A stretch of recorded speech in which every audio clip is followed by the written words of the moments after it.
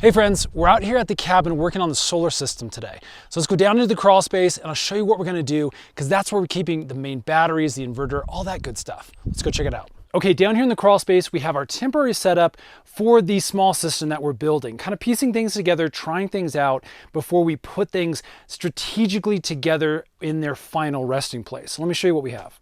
Okay, the solar wires are gonna come in from here, go over to our Outback charge controller. Out of our Outback charge controller, we come down into this, today's product that we want to show you guys.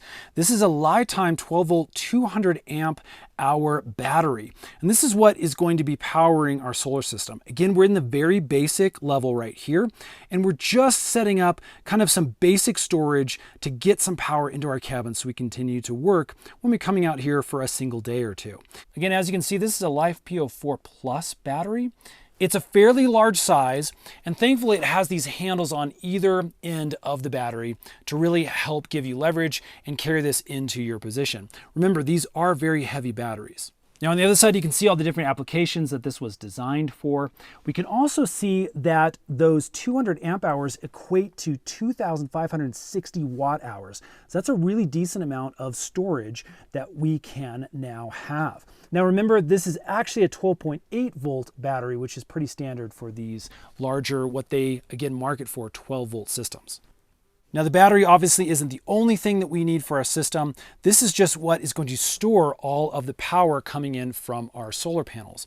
We then need to transform all of this power from DC into an AC form of power that we can access with most of our modern appliances, cell phones, all those different kind of things to help power the cabin. And that's where these other things come into play.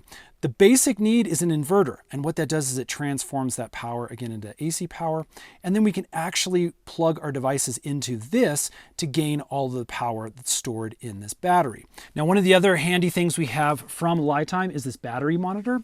You can see it comes with this shunt that connects between the battery and the inverter. And again, this is a really great way of monitoring how much of this battery has been depleted so you know when to recharge. Now we're going to bypass this monitoring portion for today's video. I just want to show you the real basics of connecting an inverter and the battery. But you can find a full video tutorial and our connection on another video we put on the channel. I'll put a link in the description box below. So let's go ahead and connect the inverter to the battery so we can give it a good solid test by running some of our tools and other things that we have here at the cabin. So we need to actually first take off these little plastic protectors. That is just going to allow us to use the posts that are also included. They're in this little baggie, and we'll install those here and here. Here's a closer look at those posts, as well as some caps that are included for safety. Now, unfortunately, this battery does not come with any wires. So you will need to have some either from the inverter that you purchased. Luckily, that's what we have. We can come directly out of here. Or you can actually purchase wires independently through Li-Time on Amazon. So now it's just a matter of connecting the red to the red post over here and the black to the black post. We're going to do the red first. Be careful with this because once you connect the black, there'll be a little discharge. I'll show you that here in a second. Let's connect the red up first. Okay, as you can see, I put that little post through our ring terminal on that red wire, and then this is just going to screw in just like that. Again, we'll tighten it down with a Phillips head screwdriver. Now, friends, this is where you need to be very careful. Once you actually tap this negative wire to that negative terminal in the battery, things are going to be live. In fact, we're going to get a discharge spark once I touch this. There are little tools you can use to discharge that so you're not using the wire directly, but I want to show you what this looks like. Again, this can be very dangerous. You see how that sparked like that? Now, once I discharge things, it's totally safe to touch. But again, you want to be very, very cautious. Okay, just like the other terminal, we're going to tighten this down with a screwdriver. Again, the post went right through that ring terminal. Everything's nice and tight.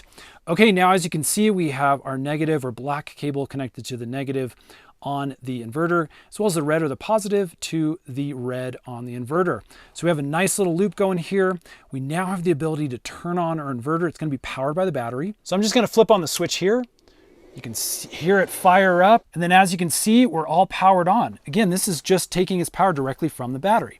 So we're now ready to plug in an extension cord to these little outlets here on the inverter and run some tests. Okay, so here's our extension cord. I'm going to plug it into the inverter. That's going to run out of the inverter, out our little side access door right here, and then up onto the deck. Okay, now from our basement crawl space, you can see the extension cord coming all the way up here onto the deck. And I've got a few of our little corded power tools that are up here. Now, some of these larger ones are going to be a little bit more difficult because of our inverter. It's just not powerful enough to give all the starting amps needed for these kind of larger saws. But this smaller power tool, this little grinder, should be no problem. If we can run this, then we absolutely know we can run basic things like lights, recharge cell phones, even a small water pump. All those things should be no problem to run off of this battery. Okay, with the tool plugged in, I'm gonna start it up here. Oh, that's brilliant, we have power. So if we know this thing can run, we know a lot of our lower end electronics, even TVs, things like that, should be absolutely no problem. So again, we are limited to this single outlet. We can maybe put a surge protector on here. But again, this is a very, very basic setup to get solar power at our cabin. So there you go, friends. That is the Litime 12 volt, 200 amp hour battery. It's a great little addition to our system here at the cabin. I'm really excited about getting this thing in use connected to our solar panels and really giving it a full, robust test here at the cabin. If you want to grab one for yourself, you can get it right here on Amazon. We'll put some links in the description box below. And then stay tuned because we're going to try to do a bunch more solar videos as our system grows and gets much more permanent rather than this simple little basic system. Thanks so much for watching. Stay tuned, subscribe, and we'll see you again on the next one.